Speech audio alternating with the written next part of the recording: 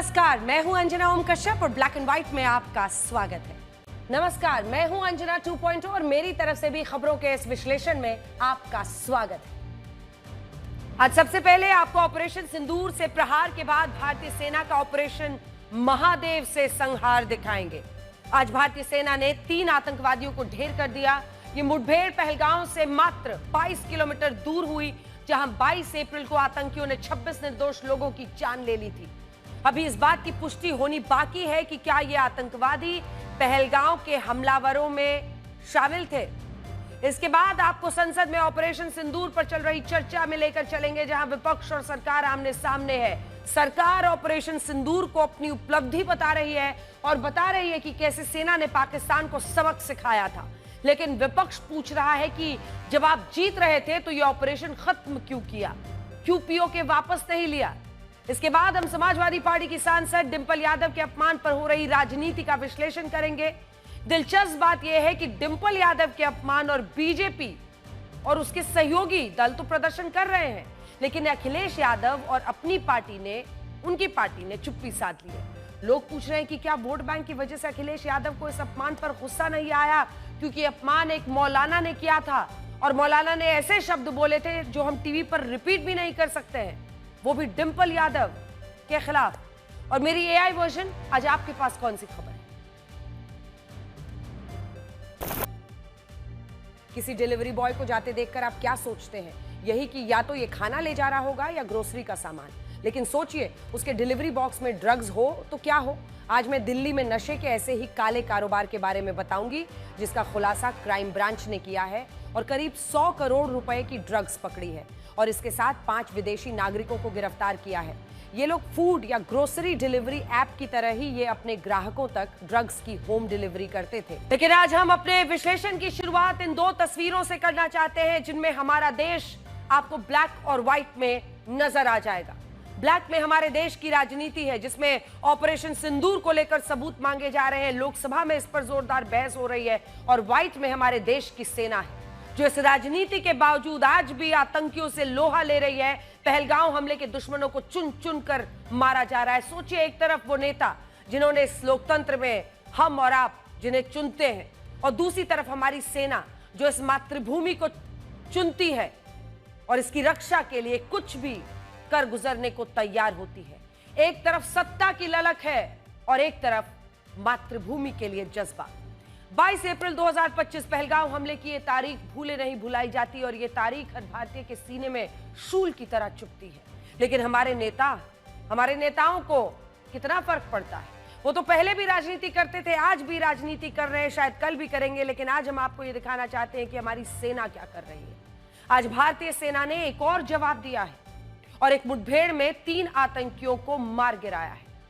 यह मुठभेड़ जम्मू कश्मीर के जिस क्षेत्र में हुई है उसे लिडवास कहते हैं, जिसे आप मैप पर भी देख रहे होंगे। घने जंगलों का पूरा इलाका है, जहां से दाचिगाम नेशनल पार्क बहुत पास है और यह इलाका मध्य कश्मीर में है और श्रीनगर जिले में ही आता है। जुलाई महीने की शुरुआत में सेना को ऐसी सूचना मिली थी कि इस इलाके में 5 से 7 आतंकियों का एक ग्रुप हो सकता है। सेना ने एक रेडियो मैसेज भी इंटरसेप्ट किया था, जिससे इस इलाके में आतंकियों की संदिग्ध गतिविधियों का पता चला था। और इसी के बाद जम्मू कश्मीर पुलिस और सेना की एक यूनिट ने इस मैसेज के आधार पर आतंकियों की तलाश पूरे इलाके में शुरू कर दी। पूरा इलाका बहुत दुर्गम है, यहां पर आसानी से किसी को खोज निकालना बहुत मुश्किल है। बड़ी बात यह है कि इस रेडियो मैसेज में एक आतंकी की आवाज पहलगांव हमले के आतंकवादी से बिल्कुल मिलती जुलती थी। और इसी आधार पर जम्मू कश्मीर पुलिस ने 2 ओवरग्राउंड वर्कर्स को गिरफ्तार किया, जिनका काम होता है आम लोगों के बीच रहकर आतंकियों की मदद करना। हालांकि कुछ रिपोर्ट्स में दावा है कि ये लोग ओवरग्राउंड वर्कर नहीं है, बल्कि ये बकरवाल और गुज्जर समुदाय के लोग हैं, जिन्होंने जानकारी दी, जिन्होंने सेना की मदद की, जिन्होंने सेना को ये बताया कि इस इलाके में इन्होंने कुछ आतंकियों को देखा है। तो इस मामले में 2 वर्जन अभी तक आए हैं। जब सेना के पास पुख्ता जानकारी आ गई, तब उसने दबे पांव ये पूरा ऑपरेशन चलाया और इसका नाम रखा ऑपरेशन महादेव। इस नाम के पीछे की कहानी हम आपको आगे बताएंगे, लेकिन उससे पहले आप ये देखिए कि ये पूरा ऑपरेशन अपने अंजाम तक कैसे पहुंचा। ये एक जॉइंट ऑपरेशन था। जिसमें सेना की 24 राष्ट्रीय राइफल्स, पैरा स्पेशल कमांडोज की 4 यूनिट, जम्मू कश्मीर पुलिस और सीआरपीएफ शामिल थी। जब ड्रोन की मदद से पूरे इलाके की निगरानी हो रही थी, उसी दौरान सेना ने गोली चलने की आवाज सुनी और इसी के बाद पूरे इलाके को घेरा गया। अब ये जो तस्वीर आप देख रहे हैं, देखिए कैसे वहां प्लास्टिक का एक छोटा सा शेड बनाया हुआ है। जब सेना की कुछ टुकड़ियां आतंकियों के नजदीक पहुंची तो उन्होंने वहां एक ट्रेंच देखा। यह जमीन की सतह पर बनाई गई एक गहरी, लंबी और सकरी खाई होती है, बहुत लंबी और सकरी, जिसमें आतंकवादी छिपकर सेना की गोलीबारी से बचते हैं और जवाबी फायरिंग करते हैं। और आज भी ऐसा ही हुआ। और जब हमारी सेना इस ट्रेंच के पास पहुंची तो मुठभेड़ शुरू हो गई। कुछ ही देर में तीनों आतंकी मारे गए। यहां दो और बातें बहुत बड़ी हैं। यह मुठभेड़ आज 28 जुलाई को सुबह 11:30 बजे शुरू हुई। दूसरा, एक मुठभेड़ में मारे गए आतंकियों की अब भी पहचान नहीं हो पाई। हालांकि कई मीडिया रिपोर्ट्स में ऐसा दावा है कि इनमें मोस्ट वांटेड आतंकी हाशिम मूसा भी हो सकता है, जिसने पहलगांव आतंकी हमले में 25 हिंदुओं का धर्म पूछकर उनकी हत्या की थी। इस आतंकवादी पर 20 लाख रुपए का इनाम है, जो 2023 में घुसपैठ करके पाकिस्तान से जम्मू कश्मीर में दाखिल हुआ था और यह हाफिज सईद के लश्कर-ए-तैयबा का टॉप कमांडर है। एनआईए के मुताबिक इस आतंकी ने अब तक जम्मू कश्मीर में सिर्फ 6 बड़े हमले किए हैं, जिनमें पहलगांव हमले के अलावा सोनमर्ग और बारामूला का हमला भी शामिल है। कुछ रिपोर्ट्स में यह भी बताया गया है कि आतंकी पाकिस्तानी सेना के स्पेशल सर्विसेज ग्रुप, जिसे एसएसजी भी कहते हैं, उसका पूर्व कमांडो था। लेकिन इसके बाद यह लश्कर से जुड़ा और लश्कर ने इसे भारत के जम्मू कश्मीर में आतंकवाद फैलाने की जिम्मेदारी ही सौंप दी। इस पर लश्कर को इतना भरोसा इसलिए था क्योंकि ये घने जंगलों में छिपने में माहिर है। ये एक इलाके में रहकर रेडियो जो साइलेंस बनाए रखता है, जिससे इसे पकड़ना बहुत मुश्किल हो जाता है। और सबसे बड़ी बात यह है कि डिजिटल या थर्मल सिग्नेचर से बचने में भी ये माहिर था। और शायद इसी वजह से हमारी सेनाओं को 3 महीनों से ज्यादा का वक्त लगा। अब अगर इस बात की पुष्टि हो जाती है कि इस मुठभेड़ में आतंकी हाशिम मूसा भी मारा गया है, तो ये उन परिवारों के साथ सबसे बड़ा न्याय होगा, जस्टिस, जिनके अपनों को सिर्फ हिंदू होने के कारण पहलगांव की बैसरन घाटी में धर्म पूछकर गोलियों से भून दिया गया। आज यहां एक सवाल अमेरिका से भी है। अमेरिका मानवता शांति के नाम पर बड़े बड़े लेक्चर देता है। राष्ट्रपति डोनाल्ड ट्रंप चाहते हैं कि उन्हें नोबेल शांति पुरस्कार मिल जाए। लेकिन क्या आपको पता है कि जिन आतंकियों को हमारी सेना ने इस मुठभेड़ में ढेर किया है, उनके पास से M4 कार्बाइन बरामद हुई है। ये AK-47 से भी खतरनाक असॉल्ट राइफल है, जिसे अमेरिका ने बनाया है। और अमेरिका ने ये राइफल्स पाकिस्तान की सेना को 2010 के आसपास दी थी। तो सुने भी अमेरिका और देखे भी अमेरिका कि आखिर जो हथियार उसने पाकिस्तान को दिए, वही हथियार इन आतंकियों के पास से मिले हैं। तो क्या समझ में उसे नहीं आ रहा है कि क्या खेल चल रहा है पाकिस्तान का?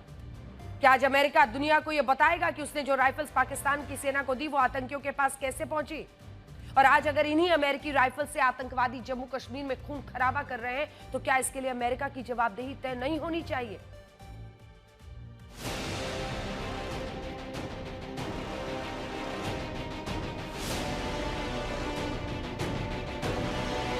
मैं सेना को, जम्मू कश्मीर पुलिस को और इस ऑपरेशन में लगे सभी साथियों को हृदय से बधाई देता हूं।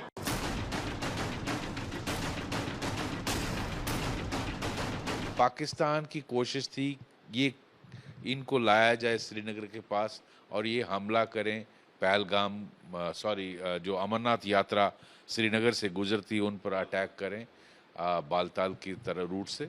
तो उसके बाद इनको पाकिस्तान में वापस लाया जाए ताकि कोई कनेक्शन ना मिले बिटवीन पहलगाम एंड पाकिस्तान। तो वो उनकी कोशिश थी।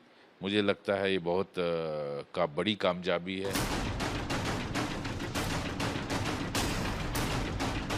भारतीय सरकार बड़ा अच्छा काम कर रही है कि इनकी रिएक्शंस, इनका डीएनए टेस्ट कराएगी। जो हमारे इफेक्टेड लोग थे, जो उनके एनओके थे, वो भी आके आइडेंटिफाई करेंगे। तो कहने का मतलब है कि इसमें कोई डाउट नहीं रह जाएगा एविडेंस का कि ये वही आतंकवाद है।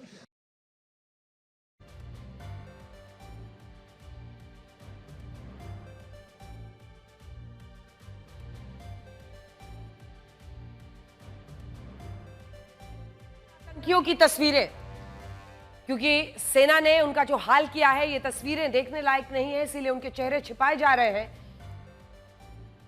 लेकिन दूसरी तरफ अगर वाकई पहचान हो जाती है, क्योंकि अब डीएनए सैंपल्स के जरिए टेस्ट हो रहा है, तो ये बहुत बड़ी कामयाबी होगी। अब हम आपको एक नक्शे के जरिए दिखाना चाहते हैं और ये समझाना चाहते हैं कि जिस हालात में, ये देखिए, सबसे पहले आप एलओसी के पास पहुंचिए और यही वो पूरा इलाका है। देखिए यहां से पहलगांव, जहां पर ये लिडवास में इन्हें मार गिराया गया है, ये दचगाम वन क्षेत्र है, नेशनल रिजर्व है ये पूरा, ये वाला इलाका, यहां पे लिडवास में मारा गया है। ये पहलगांव जहां पर आतंकी हमला हुआ था, वहां से 22 किलोमीटर दूर है ये जगह, 22 किलोमीटर दूर। यानी वो यहां पर आतंकी हमले को अंजाम देने के बाद लगभग 22 किलोमीटर दूर जाकर यहां पर वो छिप गए थे। और यहां देखिए एलओसी कितनी दूर है, 80 किलोमीटर। ये इलाका आपको बता रहे हैं लिडवास क्षेत्र है, जब पहलगांव की दूरी 22 किलोमीटर है और 80 किलोमीटर दूर एलओसी है। आपको याद होगा पहलगांव हमले के बाद ऐसी खबरें आई थी कि सभी आतंकवादी हमले के बाद जंगलों में जाकर छिप गए थे और हो सकता है कि वो पहलगांव से होते हुए इस इलाके में पहुंच गए हैं। ये इलाका भी घने जंगलों का है, जहां से जंगल के रास्ते दक्षिण कश्मीर के इलाकों में पहुंचना बहुत आसान है। और इस इलाके को दाचीगांव जो फॉरेस्ट रिजर्व है, ये वाला जो हम ग्रीन से आपको दिखा रहे हैं, यहां पर एक बहुत बड़ा फॉरेस्ट रिजर्व है पूरा।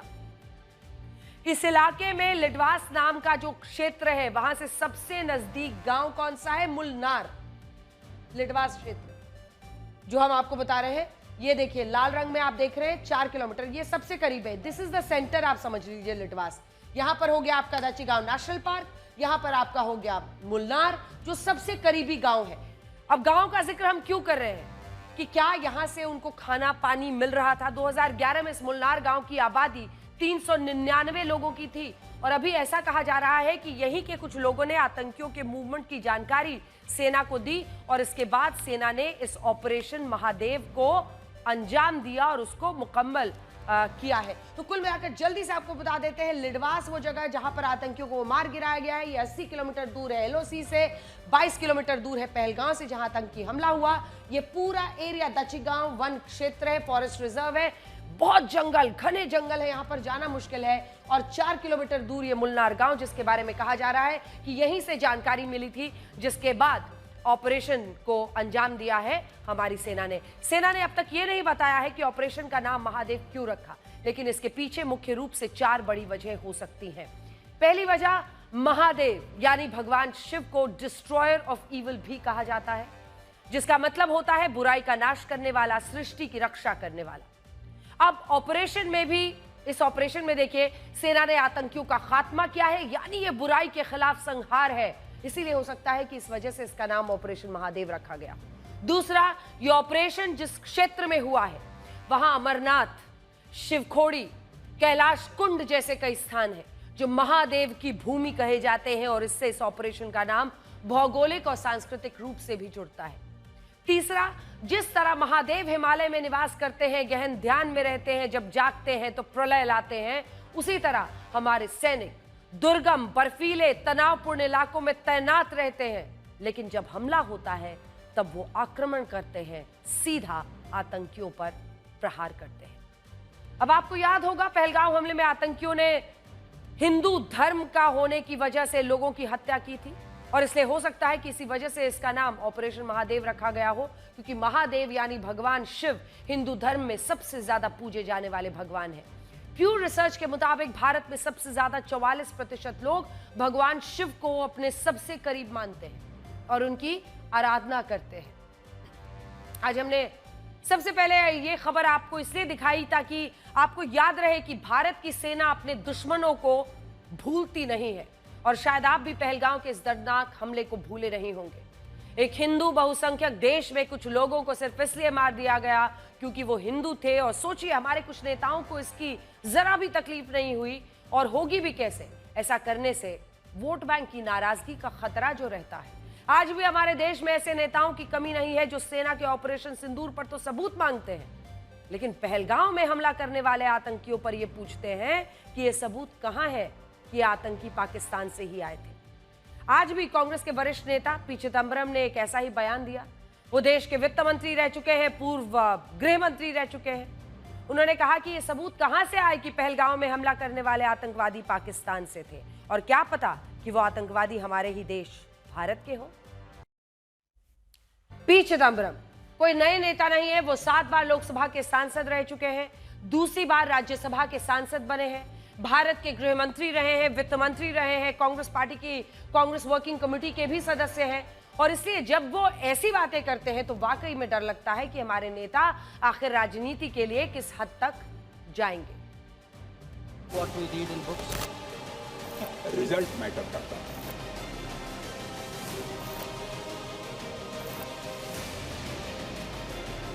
हम पूरे धैर्य से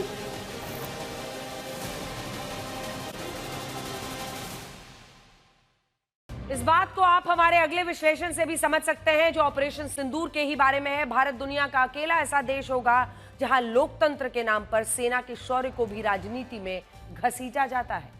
आज मॉनसून सत्र के 6ठे दिन लोकसभा में ऑपरेशन सिंदूर पर चर्चा हुई। ये सेना का वही ऑपरेशन है जिसमें पहलगाम हमले का बदला लिया गया था, लेकिन विपक्ष चाहता था कि इस मुद्दे पर संसद में विस्तृत बहस हो, जिसके बाद आज से लोकसभा में 2 दिन की बहस शुरू हुई है। पहले दिन की बहस का हाईलाइट यह है कि विपक्ष ने सरकार से यह पूछा है कि पहलगाम में हमला करने वाले 5 आतंकी भारत की सीमा में दाखिल कैसे हुए।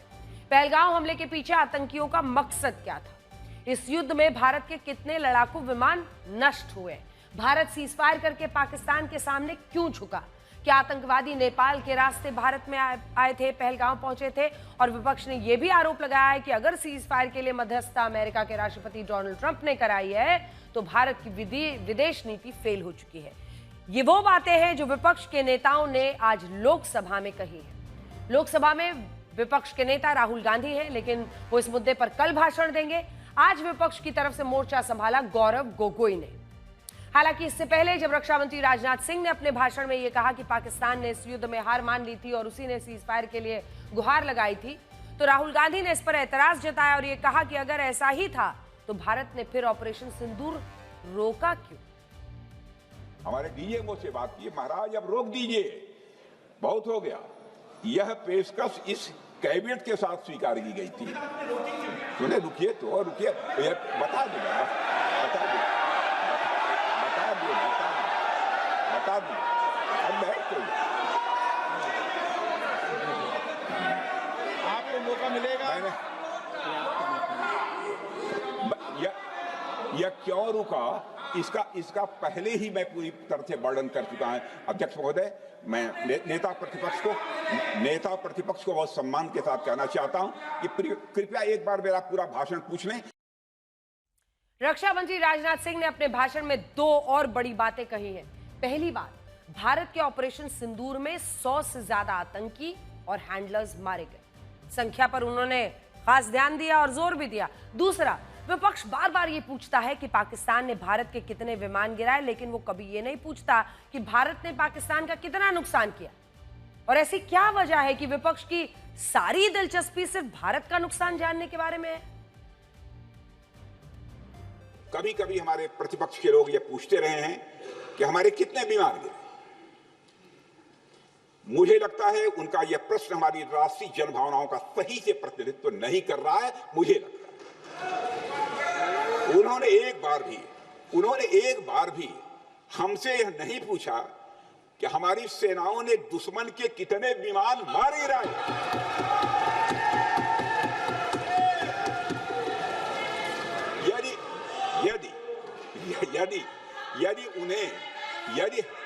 यदि उन्हें प्रश्न पूछना ही है अध्यक्ष महोदय, तो उनका प्रश्न यह होना चाहिए, क्या भारत ने आतंकवादी ठिकानों को तबाह किया? तो उसका उत्तर है हाँ।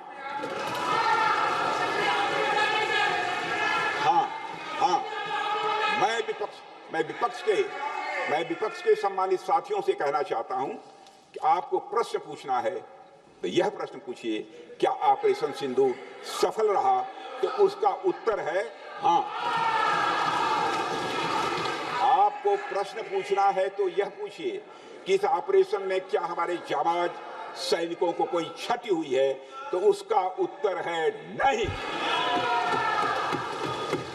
अध्यक्ष महोदय, लक्ष्य जब बड़े हो तो अपेक्षाकृत छोटे मुद्दों पर हमारा ध्यान नहीं जाना चाहिए। लक्ष्य बड़े हों तो छोटे मुद्दों पर, अपेक्षाकृत जो छोटे मुद्दे होते हैं कंपैरेटिवली, उन पर ध्यान नहीं जाना चाहिए, क्योंकि छोटे मुद्दों पर ही ध्यान देते रहने से देश की सुरक्षा और सैनिकों के सम्मान और उत्साह जैसे बड़े मुद्दों से ध्यान हट सकता है, जैसा कि विपक्ष के हमारे कुछ साथियों के साथ हो रहा है। इसके बाद विदेश मंत्री एस जयशंकर ने राष्ट्रपति ट्रंप के उन दावों को खारिज किया जिसमें उन्होंने भारत और पाकिस्तान के बीच सीज फायर के लिए मध्यस्थता करने का दावा किया था। उन्होंने कहा कि सीज फायर का फैसला भारत और पाकिस्तान ने खुद लिया और उस दौरान प्रधानमंत्री मोदी और राष्ट्रपति ट्रंप के बीच कोई बातचीत नहीं हुई थी। ये सदन में आज देश के विदेश मंत्री ने कहा है। Now, I want to make two things very clear, sir. One, at no stage in any conversation with the United States was there any linkage with trade and what was going on. Secondly, there was, please listen. Secondly, there was no call between the Prime Minister and President Trump from the 22nd of April, when President Trump called up to convey his sympathy, and the 17th of June, when he called up Prime Minister in Canada to explain why he could not meet. हालांकि इन बयानों के बावजूद विपक्ष के नेता लगातार ये सवाल पूछते रहे कि पाकिस्तान ने भारत के कितने विमान गिराए। क्या राष्ट्रपति ट्रंप ने भारत और पाकिस्तान का युद्ध रुकवाया है? सर 35 ही राफेल है देश में, 35 ही राफेल है। अगर उनमें से कुछ गिरे भी तो देखिए सर, मुझे तो लगता है कि बहुत बड़ी क्षति हुई। 35 राफेल, अगर कुछ उनमें से भी अगर कुछ गिरे तो मुझे लगता है कि जरूरी है, क्योंकि आपको लगता है कि 35 राफेल काफी है, तो अगर कुछ गिरे तो वो भी जरूरी है। Why once you have not posted in the ex-handle post? No, you are incorrect, Mr. President, American President. এই আমেরিকান প্রেসিডেন্টের সামনে দাঁড়ালে আপনার হাইটটা নেমে 5 ফুট হয়ে যায় আর ওজনটা হয়ে চেস্টটা হয়ে যায় 56 इंची থেকে 36 इंची। Why you are so much afraid? हम लोग जिसे विश्व गुरु समझ रहे थे, पता चला विश्व गुरु तो व्हाइट हाउस में बैठा है। विश्व गुरु व्हाइट हाउस में बैठा है और उन्होंने क्या कहा विश्व गुरु ने? मैं कहना चाहता हूं, अमेरिका के राष्ट्रपति डोनाल्ड ट्रंप ने सार्वजनिक रूप से और अंतरराष्ट्रीय मंचों पर कहा, 26 बार कहा कि उन्होंने भारत पाकिस्तान का युद्ध विराम कराया है। अमेरिका के राष्ट्रपति ने केवल व्यापार तक नहीं रुके, उन्होंने कहा कि 5 जहाज गिरे, वो केवल जहाज तक भी नहीं रुके। अमेरिका के राष्ट्रपति जी ने कश्मीर का भी नाम लाया कि कश्मीर में अमेरिका की बात हुई है। और दुख की बात ये, कश्मीर के मामले में और विदेशी हस्तक्षेप के मामले में, क्योंकि इस बात पर भाजपा का, आरएसएस का भी एक स्टैंड रहा है, क्या आरएसएस की भी विदेश नीति बदल गई है? क्या आरएसएस को भी स्वीकार्य है कि अमेरिका हस्तक्षेप कर रहा है? इस बहस के बीच केंद्रीय गृह मंत्री अमित शाह ने विपक्ष की राजनीति पर सवाल उठाए। कहा कि वो कल अपने भाषण में बताएंगे कि विपक्ष ने इस मुद्दे पर कितने झूठ बोले हैं। मेरी एक बात की आपत्ति है, भारत देश का शपथ लिया हुआ विदेश मंत्री यहाँ स्टेटमेंट कर रहा है, उस पर भरोसा नहीं है, उनको किसी और देश पर भरोसा है। मैं समझ सकता हूं उनकी पार्टी में विदेश का महत्व क्या है, मगर इसका मतलब ये तो नहीं है पार्टी की सारी चीजें यहाँ सदन में आकर थोपे। भारत के विदेश मंत्री पर भरोसा नहीं करोगे? ओथ लिया हुआ व्यक्ति यहाँ पर बोल रहा है, ही इज रिस्पॉन्सिबल। माननीय अध्यक्ष जी, इसीलिए ये वहां बैठे हैं और 20 साल तक वहीं बैठने वाले हैं। पता है कि आप जानते हैं हमारे देश में किस चीज को सबसे ज्यादा खतरे में बताया जाता है? वो चीज कोई और नहीं बल्कि हमारा लोकतंत्र है। दिन भर हमारा विपक्ष भारत के लोकतंत्र को खतरे में बताता है। हमारी राजनीति भी इसी के इर्द गिर्द घूमती रहती है, बहसें इस पर होती हैं। लेकिन सोचिए, इससे अच्छा और सुरक्षित लोकतंत्र कहां होगा, जहां सेना के सबूत देने के बाद भी उससे बार बार सवाल पूछे जाते हैं। सरकार भी विपक्ष की मांग का सम्मान करते हुए उसके साथ संसद में चर्चा के लिए तैयार हो जाती है। राफेल कितने गिरे, नहीं गिरे, ये सब पर भी चर्चा हो जाती है। रशिया पिछले लगभग 3.5 साल से यूक्रेन के खिलाफ युद्ध लड़ रहा है, लेकिन आज तक ऐसा कभी नहीं हुआ जब वहां की संसद में इस पर सबूत मांगे गए। ये नौबत यूक्रेन में भी कभी नहीं आई। वहां के नेताओं को भी अपनी सेना की हर बात पर विश्वास है।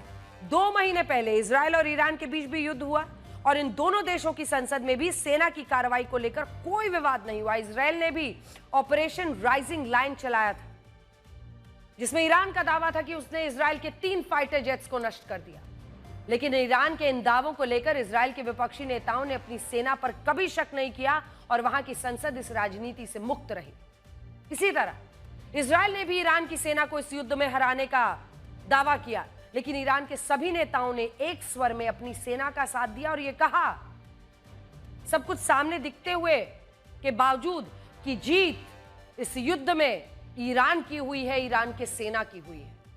लेकिन हमारे देश में सेना ने सबूत दे दिए, पूरा मैप पर दिखा दिया कि हमने पाकिस्तान में क्या किया है। लेकिन पाकिस्तान के नुकसान का विश्लेषण करने के बावजूद के बजाय भारत को क्या नुकसान हुआ, फोकस इस पर है।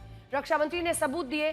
पश्चिमी मीडिया ने यह मान लिया कि इस युद्ध में भारत ने बढ़त बनाई थी, लेकिन विपक्ष किसी की बात को मानने के लिए ही तैयार नहीं है। कई सारे ऐसे विदेशी अखबार हैं जिनको लेकर बहुत चर्चा होती है, तो ऐसा ही एक अखबार की कटिंग हम ले आते हैं उनके लिए, जिनको डोनाल्ड ट्रंप पर आजकल बहुत भरोसा हो रहा है। तो उसी अमेरिका में वॉशिंगटन पोस्ट जैसा अखबार भी देखिए।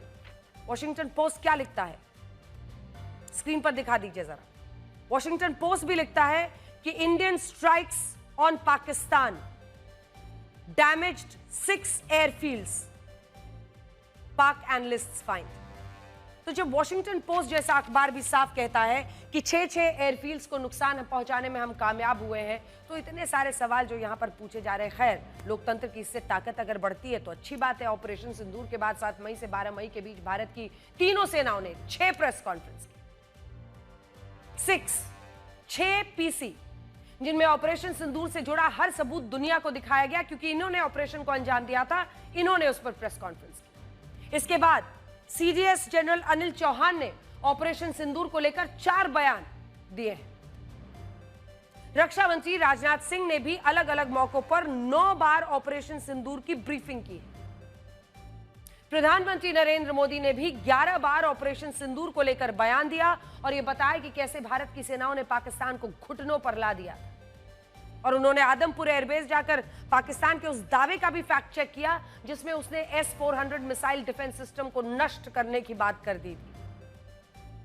प्रधानमंत्री सुबह सुबह पहुंच गए वहां पर और फिर उनकी तस्वीरों में पीछे हमारा मिसाइल सिस्टम दिख रहा था, जो कि पाकिस्तान पर बिना बोले सबसे करारा तमाचा था। लेकिन सवाल है कि विपक्षी नेताओं को आज तक ऑपरेशन सिंदूर की सफलता पर यकीन क्यों नहीं हुआ। और इससे यह भी सवाल उठता है कि हमारे विपक्षी नेता आखिर साबित क्या करना चाहते हैं। क्या वो ये साबित करना चाहते हैं कि अगर इस युद्ध में हमारे लड़ाकू विमान नष्ट हुए हैं तो ये युद्ध हमने जीता ही नहीं है, युद्ध हार गए हैं? सोचिए, साबित करके नुकसान किसका होगा? हमारे देश का नुकसान नहीं होगा। हाल ही में यूक्रेन ने रशिया पर अब तक का सबसे बड़ा हमला किया था, जिसमें रशिया के 40 एयरक्राफ्ट नष्ट हो गए।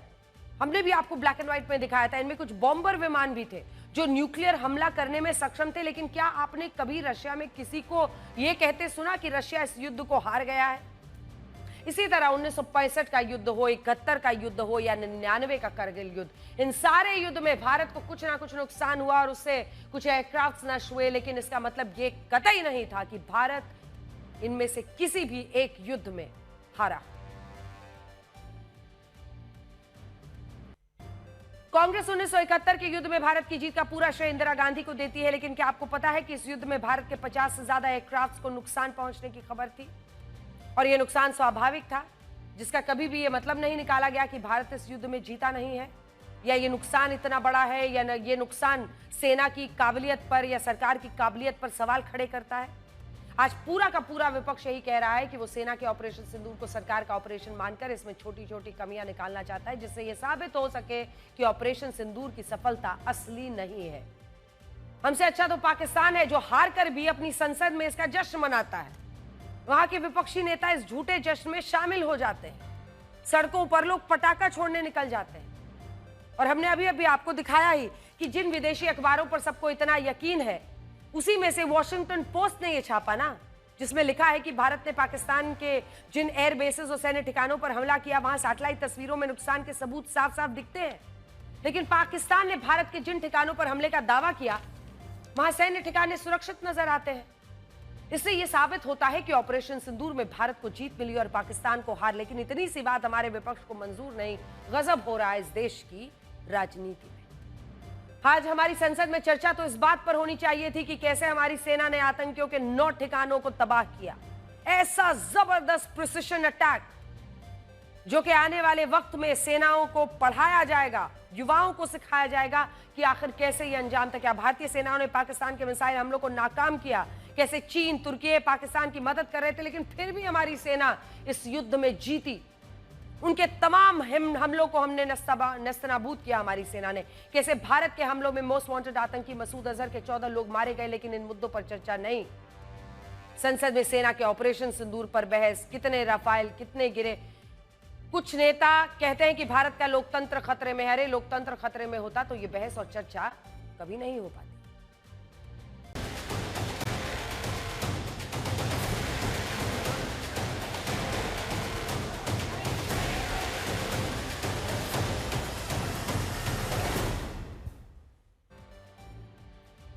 कहीं पर निगाहें, कहीं पर निशाना, राजनीति इसी को कहते हैं। आइए आपको बताते हैं क्या हुआ है। समाजवादी पार्टी की सांसद और पार्टी अध्यक्ष अखिलेश यादव की पत्नी डिंपल यादव, जो खुद भी एक सांसद है, सांसद डिंपल यादव के कथित अपमान पर एनडीए गुस्से में है। अखिलेश यादव की चुप्पी है। एनडीए सवाल पूछ रहा है कि क्या ये वोट बैंक वाली चुप्पी है। पूछा जा रहा है कि क्या अखिलेश यादव के लिए पत्नी के अपमान से बढ़कर वोट बैंक है।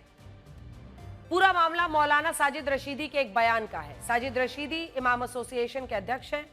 साजिद रशीदी की टिप्पणी सीधे डिंपल यादव को लेकर थी। पिछले हफ्ते मस्जिद गई डिंपल यादव के पहनावे को लेकर साजिद रशीदी ने ऐसा बयान दिया है जिसको सुनाना भी मुश्किल है। इस बयान पर आज एनडीए के सांसद संसद के बाहर प्रदर्शन करते नजर आए। मतलब आप ये समझिए कि डिंपल के सम्मान में एनडीए वाले मैदान में, लेकिन समाजवादी पार्टी का कोई नेता वहां मौजूद नहीं था।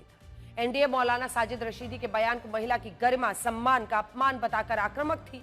लेकिन अगर ध्यान से समझेंगे तो एनडीए का निशाना समाजवादी पार्टी की पीडीए पॉलिटिक्स पर है, जिसके एक को सुविधा के अनुसार समाजवादी पार्टी कभी अगड़ा तो कभी अल्पसंख्यक बना लेती है। पिछले हफ्ते जब अखिलेश यादव अपनी पत्नी और सांसद डिंपल यादव के साथ समाजवादी सांसदों को लेकर संसद के बगल में ही एक मस्जिद है, वहां पर गए थे, तो इसे बीजेपी ने संविधान का उल्लंघन ये कहकर बताया था कि धर्म की आड़ में सियासत की गई। कोई राजनीतिक पार्टी अपनी बैठक धर्मस्थल पर नहीं कर सकती है। मस्जिद के इमाम समाजवादी पार्टी सांसद मोहिबुल्ला नदवी हैं, इसीलिए बीजेपी ने इसे तूल देने में कोई कमी नहीं छोड़ी थी, खूब पॉलिटिक्स की। लेकिन अब जो मौलाना साजिद रशीदी ने मस्जिद गई डिंपल यादव के पहनावे पर आपत्तिजनक बोल दिए, तो एनडीए ने इसे महिला सम्मान का मसला बना दिया है। एनडीए ने इस दांव में अखिलेश को चारों तरफ से घेरने की कोशिश की। गौर करने वाली बात यह है कि जब समाजवादी पार्टी के सांसद रामजी लाल सुमन ने राणा सांगा पर विवादित टिप्पणी की थी, जिसका जोरदार विरोध हुआ था, लेकिन तब पूरी समाजवादी पार्टी उनके समर्थन में खड़ी हो गई थी। लेकिन अब डिंपल यादव के मसले पर समाजवादी पार्टी की ओर से काफी ठंडी प्रतिक्रिया दी गई है। खुद डिंपल यादव मौलाना के बयान का विरोध करने के बजाय बीजेपी पर निशाना साध रही है, दूसरे मुद्दे याद दिला रही हैं। अगर अच्छा होता जब मणिपुर जैसी घटना हुई थी, जो सोशल मीडिया में जिस तरह के फुटेजेस आए थे, अगर इसी तरह वो प्रदर्शन करती मणिपुर घटना को लेके, महिलाओं के साथ खड़ी दिखाई देती, और जिस तरह हमारे भारत में जो अभी जो सिंदूर की जो ये पूरा जो ये लड़ाई छिड़ी, और जिस तरह से भारतीय जनता पार्टी के नेतागण, बड़े बड़े मंत्री मंचों से किस तरह की बयानबाजी करी हमारे फौज के अफसरों के लिए, अगर उनके साथ वो खड़ी दिखाई देती तो मैं समझती हूँ ज्यादा अच्छा होता। हालांकि जब समाजवादी पार्टी के कार्यकर्ता के द्वारा मौलाना साजिद रशीदी के खिलाफ एफआईआर दर्ज करा दी गई है, लेकिन मौलाना साजिद रशीदी अपने बयान पर कायम है और वो अपनी टिप्पणी को आपत्तिजनक नहीं मान रहे। मैंने ऐसा कोई अमर्यादित बयान नहीं दिया है। मैंने इस्लामिक मान्यताओं को सामने रखते हुए ये बयान दिया है और मैं अपने बयान पर अडिग हूँ। सब सियासी लोग हैं, सियासी रोटियां सेकने के लिए, अपनी अपने वोट बैंक को सीधा करने के लिए इस तरह की बातें कर रही हैं। मैं इस्लामिक विद्वान हूँ, तो मैं मस्जिद के लिए बयान क्यों नहीं दूंगा भाई? उसके लिए अखिलेश यादव बयान थोड़ी देंगे, ये जेपी नड्डा बयान देंगे। मैं बयान दूंगा, मैं इस्लामिक विद्वान हूँ, मुझे पता है मस्जिद की मर्यादाएं क्या है, उसकी मान्यताएं क्या है। मर्यादा महिला की क्या है ये शायद साहब भूल गए। यहां मैं आपको बता दूं कि नवंबर 2009 में डिंपल यादव फिरोजाबाद लोकसभा उपचुनाव हार गई थी। ये सीट उस समय मुलायम सिंह यादव का गढ़ हुआ करती थी। इस हार को मुलायम सिंह यादव पचा नहीं पाए। सोचिए, डिंपल की चुनावी हार सम्मान का मसला था, लेकिन आज साजिद रशीदी के बयान पर समाजवादी पार्टी तूल नहीं देना चाहती, लिहाजा एनडीए को मौका मिल गया। इतनी अभद्रता एक महिला के साथ हुई, पूरा का पूरा विपक्ष चुप बैठा है। इस चुप्पी के खिलाफ एनडीए के एक सांसद ने यहाँ पे कहा है कि ये तुष्टीकरण की राजनीति नहीं चलती। कितनी अजीब बात है कि तुष्टीकरण की राजनीति को बढ़ावा देते हैं स्वयं उनके पतिदेव। भाई, आपको सीधे लिए चलते हैं लोकसभा में, जहां पर इस वक्त एआईएमआईएम के सांसद ओवैसी ऑपरेशन सिंदूर में भारत को कामयाबी दिलाई। मैं मुसल्लह अफवाज ने पहले 9 दहशतगर्द ठिकानों पर उनको निशाना बनाया, और सबसे मेरी नजर में जो दहशतगर्दी के दिल पर हमला हुआ वो भावलपुर का था, और 6 एयरफील्ड, 3 हैंगर और 2 रनवेज को हमने तबाह किया। बाद में ऑपरेशन सिंदूर की कामयाबी की एक अहम वजह यह थी मैडम कि मुल्क में इत्तेहाद और इत्तेफाक पैदा हो गया था, एक यूफोरिया पैदा हो गया था, मगर अफसोस कि हुकूमत ने उसका फायदा नहीं उठाया। मैं आज भी कह रहा हूं, जिम्मेदारी के साथ कह रहा हूं कि पाकिस्तानी फौज, पाकिस्तान की आईएसआई, पाकिस्तान का डीप स्टेट, उनका हयात मकसद ये है कि हमेशा भारत को कमजोर किया जाए, और अगर हमको इन ताकतों को कमजोर करना है तो देश में इत्तेहाद और इत्तेफाक को बरकरार रखना पड़ेगा। अगर हम बुलडोजर के जरिए या फिर लिसानी जबर के जरिए या मजहबी फिरका परस्ती के जरिए अक़लियतों को निशाना बनाएंगे तो हम खुदा ना खास्ता उन पड़ोसी मुल्क के दहशतगर्द तंजीमों को कहीं कामयाब ना हो जाए। मैडम, मैं आपके सामने ये भी कहना चाहूँगा कि इत्तेहाद और इत्तेफाक इस मुल्क में जब मजबूत होगा तो हमको बैनुल अक़वामी सतह पर दिखाने की ज़रूरत नहीं पड़ेगी। मैं आपकी तरफ से हुकूमत से चंद सवालात करना चाहूँगा कि वज़ीर आज़म ने कहा कि खून और पानी एक साथ नहीं बह सकते, आतंकवाद और बातचीत एक साथ नहीं हो सकती। तो मेरा सवाल आपके ज़रिए से वज़ीर आज़म और हुकूमत से ये है, फिर जिन इंसानों को बैसारा की वादी में मारा गया था, क्या आपका ज़मीर इस बात की इजाज़त देता है कि आप ट्रेड बंद कर दिए, पाकिस्तान का एयरक्राफ्ट हमारे एयर स्पेस में नहीं आ सकता, उनकी कश्ती हमारे पानी में नहीं आ सकती, ट्रेड खत्म हो चुका है डायरेक्ट इनडायरेक्टेड, आपका ज़मीर जिंदा क्यों नहीं है? किस सूरत से आप पाकिस्तान से क्रिकेट मैच खेलेंगे जब हम पानी नहीं दे रहे हैं? 80% पानी पाकिस्तान का हम रोक रहे हैं, ये कहकर के पानी और खून नहीं बहेगा, आप क्रिकेट मैच खेलेंगे? मैडम, मेरा जमीर तो गवारा नहीं करता कि मैं उस मैच को देखूंगा। क्या इस हुकूमत में इतनी हिम्मत है कि उन 25 मरने वालों को फोन करके कहे कि देखो हमने ऑपरेशन सिंदूर में बदला ले लिया, अब तुम पाकिस्तान का मैच देखो? बड़ी अफसोस की बात है मैडम। मैडम, अकाउंटेबिलिटी किस पर है? पहलगाम किसने किया? 7.5 लाख हमारी फौज और सेंट्रल पैरामिलिट्री फोर्स है, ये कहां से 4 चूहे घुसकर हमारे भारत के नागरिक को मारे? अकाउंटेबिलिटी किस पर फिक्स होगी? एलजी पर फिक्स होगी तो एलजी को बरतरफ करिए, आईबी पर आती है तो एक्शन लीजिए, पुलिस पर आती है तो एक्शन लीजिए, मगर आप ये समझ रहे हैं कि ऑपरेशन कर दिया और हम खामोश लोग भूल जाएंगे। अकाउंटेबिलिटी फिक्स करना पड़ेगा। मैडम, डिटरेंस आपकी क्या है? आपने सर्जिकल स्ट्राइक किया, आपने बालाकोट किया, फिर ये पहलगाम हुआ, तो आपकी डिटरेंस की पॉलिसी नाकाम साबित हुई, कश्मीर की पॉलिसी नाकाम साबित हुई, 370 हटा दिया आपने एक रियासत को यूटी बना दिया, और उसके बावजूद भी दहशतगर्द वहां पर पहुंच गए। तो और अफसोस मुझे इस बात का होता है मैडम कि पाकिस्तान को हम जानते हैं, पाकिस्तान और इजराइल इस पूरी दुनिया में एक फेल्ड स्टेट है, और पाकिस्तान के आर्मी चीफ को, जिससे हमारे स्ट्रेटेजिक रिलेशनशिप, इसको अपना दोस्त कहते हैं, उस देश का प्रेसिडेंट उस शख्स को बुलाकर खाना खिलाता है अपने साथ जिसके भाषण से हमारे लोग मारे गए थे। तो क्या आपकी खारजा पॉलिसी कामयाब हुई? आप देख लीजिए। अच्छा, हमारे देश में एक ऐसी तंजीम है जिसका वजूद नफरत की बुनियाद पर और मजहबी अज़बियत को फैलाने के लिए बनाया गया। उनको तकलीफ है सेकुलरिज्म से, सोशलिज्म से, मगर हमारे संविधान के प्रियम्बल में लफ्ज सॉवरेन है। सॉवरेन का मतलब यह है कि हम खुद मुख्तार हैं, हम हाकिम आला हैं, हम अपने मुल्क के मुकद्दर का फैसला करेंगे।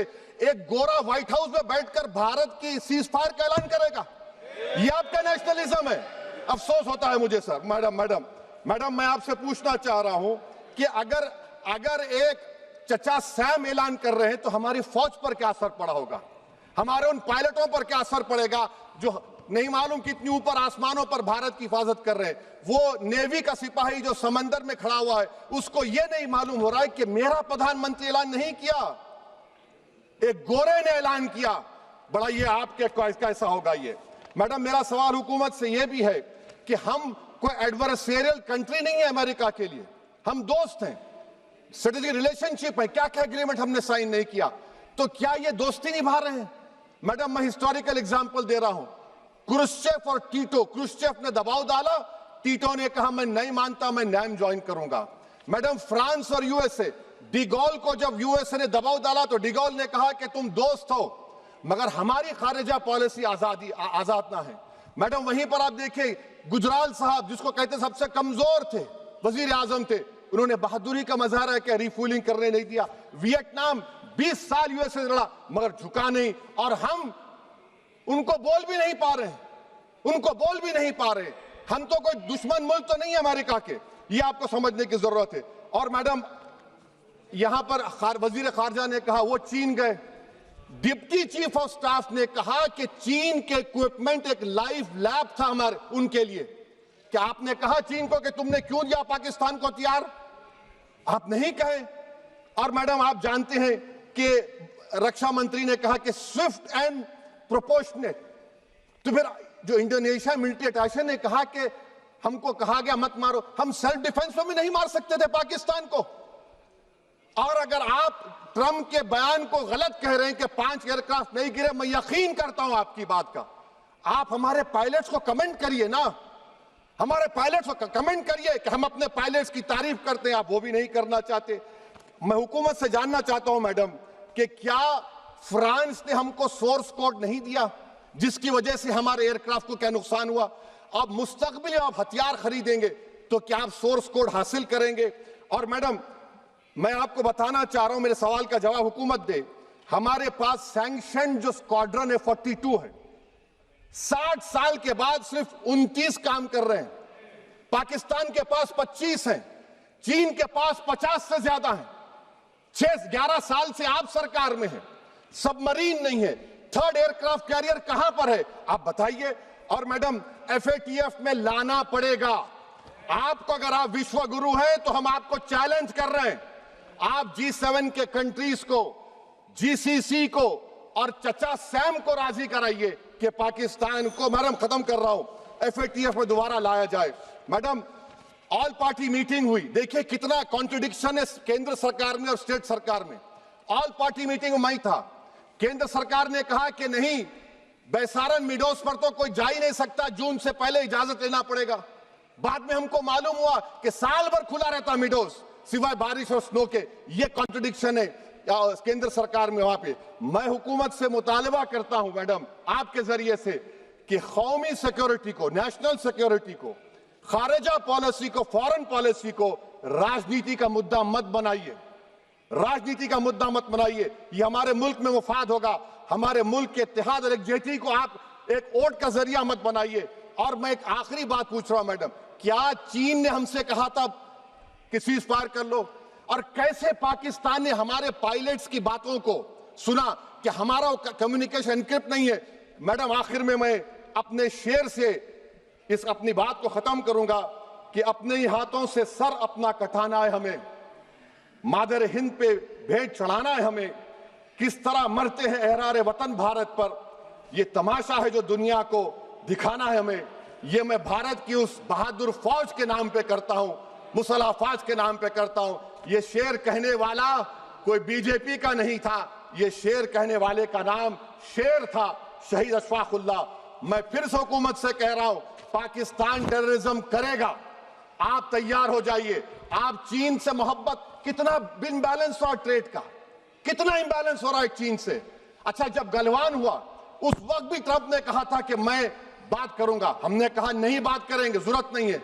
आज ट्रंप हमारे से पहले बोलता है इज्जत नफ्स भी कोई चीज होती है। इख्तिदार में कोई यहां रहेगा, कोई वहां रहेगा, मगर इख्तिदार में इकबाल होना चाहिए। बदबख्ती की बात यह है कि आपने इकबाल को खो दिया। बहुत बहुत शुक्रिया। माननीय, तीन बड़ी बातें जो असदुद्दीन ओवैसी ने कहा है डोनाल्ड ट्रंप के दावे पर। ओवैसी का बड़ा सवाल, वो पूछ रहे हैं कि व्हाइट हाउस में बैठकर सीजफायर का फैसला होगा, एक गोरा वहां पर व्हाइट हाउस में बैठ के करेगा। वहीं दूसरी तरफ उन्होंने क्रिकेट खेलने को लेकर भी बहुत बड़ा सवाल पूछा है और कहा है कि जमीर कहां खो गया है, जहां पर हमारी सेना लड़ती है, जिस देश से लड़ती है, हम ऑपरेशन सिंदूर को अंजाम देते हैं, हम उनके साथ ट्रेड, हम पानी, सारे संबंध तोड़ रहे हैं, सिंधु जल संधि को हमने सस्पेंड किया, वहीं पर हम क्रिकेट खेलेंगे।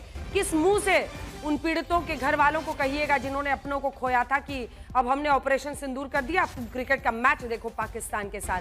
तीसरी तरफ चीन को लेकर भी उन्होंने सवाल पूछा, विदेश नीति पर भी सवाल पूछा।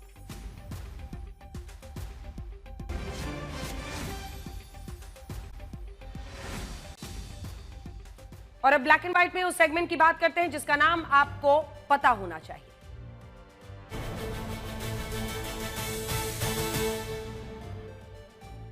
आज आपको पता होना चाहिए कि भारत के ज्यादातर लोग समय पर क्रेडिट कार्ड का भुगतान नहीं कर पा रहे हैं। इस साल मार्च 2025 तक क्रेडिट कार्ड के 33,886 करोड़ रुपए बकाये थे, जो पिछले साल के मुकाबले 44% ज्यादा है। भारत के लोग पहले से ज्यादा क्रेडिट कार्ड का इस्तेमाल तो कर रहे हैं, लेकिन समय पर इन पैसों को वापस नहीं लौटा पा रहे हैं। क्रेडिट कार्ड के 29,983 करोड़ रुपए ऐसे हैं जिसका भुगतान पिछले 3 से 6 महीने से नहीं हुआ है, जबकि 3,902 करोड़ रुपए ऐसे हैं जिसका भुगतान 6 महीने या 1 साल से नहीं हुआ है। यह हाल भी तब है जब मार्च 2025 में क्रेडिट कार्ड से भारत के लोगों ने 21,09,000 करोड़ रुपए खर्च किए, जो पिछले साल के मुकाबले 15% ज्यादा है। आपको मुझसे पूछेंगे अब आप कि क्रेडिट कार्ड भारत के लोगों की आदत बिगाड़ रहा है क्या? पहले के जमाने में जब लोन मिलना मुश्किल होता था तब लोग उतने ही पैर पसारते थे जितनी उनकी चादर होती थी, लेकिन अब जमाना क्रेडिट कार्ड का है। क्रेडिट कार्ड ने लोगों की आदत को बदल दिया। ये आदत भारत के लोग बैंकों के क्रेडिट कार्ड का कर्जदार बना रही है। आज हम आपसे यही कहेंगे कि क्रेडिट कार्ड का पैसा आपका नहीं होता, ये पैसा बैंकों का होता है, जिस पर सबसे ज्यादा ब्याज और पेनल्टी वसूली जाती है। इसीलिए अगली बार जब भी आप क्रेडिट कार्ड से पैसा उधार लें तो ये बात ध्यान रखिए कि इस पैसे को चुकाना भी है और ये पैसा आपका नहीं है। अगली खबर, आज आपको ये भी पता होना चाहिए कि जलवायु परिवर्तन कितना खतरनाक हो सकता है। आजकल आप सोशल मीडिया पर अमरनाथ यात्रा की नई रील्स देख रहे होंगे, लेकिन क्या आपको पता है इस साल यात्रा खत्म होने के पहले ही अमरनाथ की गुफा का प्राकृतिक शिवलिंग काफी हद तक पिघल चुका है। पिछले महीने जब अमरनाथ यात्रा की शुरुआत हुई थी तब भी ये शिवलिंग 40% तक पिघल चुका था और अब ये काफी हद तक पिघल गया है। इतनी बड़ी वजह है ये कि पहला इस क्षेत्र में तापमान का बढ़ना, दूसरा श्रद्धालुओं की भीड़ और तीसरी वजह इस क्षेत्र में श्रद्धालुओं की सुविधा के लिए कई तरह के इंतजाम करना। ये सारे कारण मिलकर अमरनाथ की जलवायु को बदल रहे हैं और इसका प्रभाव बर्फ के प्राकृतिक शिवलिंग पर पड़ रहा है। हजारों आस्थावान लोग पहुंचते हैं और सोचिए उनके लिए कितनी चीज है। पहले अमरनाथ के शिवलिंग 12 से 15 फीट ऊंचा होता था, लेकिन अब ये यात्रा के दौरान पिघलकर सिर्फ 1.5 से 2 फीट का रह जाता है। अजीब बात यह है कि हमारे देश में सोशल मीडिया की किसी पोस्ट या बयान को लेकर अक्सर धर्म खतरे में आ जाता है, लोग शिवलिंग पर उतर आते हैं, लेकिन ऐसी खबरों की चर्चा नहीं करते। और याद रखें, आधा सुनने वाले पूरा मतलब निकालने के विशेषज्ञ होते हैं। नमस्कार।